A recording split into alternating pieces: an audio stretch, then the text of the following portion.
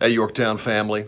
As you may know by now, that on Sunday, October the 25th, I resigned as pastor of Yorktown. This has been one of the most gut-wrenching, most difficult decisions of our entire lives. One of the greatest joys and honors of my life was to have been the pastor of Yorktown for these past 12 years. And Renee and I believe that if God would have willed it and you would have allowed it, we could have been the pastor another 12 years, but such is not the case. I've accepted an offer to be the Church Health and Leadership Team Leader of the Southern Baptist of Texas Convention. This is not a position for which I applied, not one that I sought. They actually pursued me. Again, this came out of nowhere at a time that we fully expected to be here for another season, another frontier, if you will.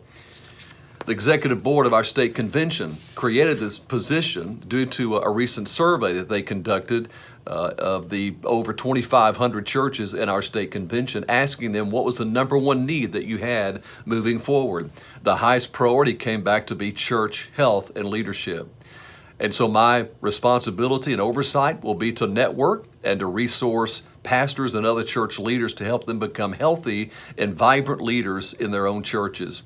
I have been affirmed again and again that this is in line with my passion, my calling, the giftings that God has entrusted to me. Renee and I will be relocating to the Dallas-Fort Worth area because the offices are located in Grapevine. My last Sunday at Yorktown will be this Sunday, November the 1st, where I will preach a message entitled, Now What? There will also be a time that afternoon for me to extend or to have the privilege, an opportunity to extend to you our farewells, our blessings, and our gratitude. Only God knows how much I have grown, we have grown to love and appreciate the Yorktown family, and how much we will truly, truly miss you. I believe that the greatest years are ahead for Yorktown as you trust the Lord and seek Him and realize that this is His church. God has His hand on Yorktown and will continue to lead her as you follow Him. This past week in our 2-year reading plan, we found ourselves in the letters that the Apostle Paul wrote to the church at Thessalonica. And Thessalonica was a model church, and we found that out when I preached recently through those 2 letters.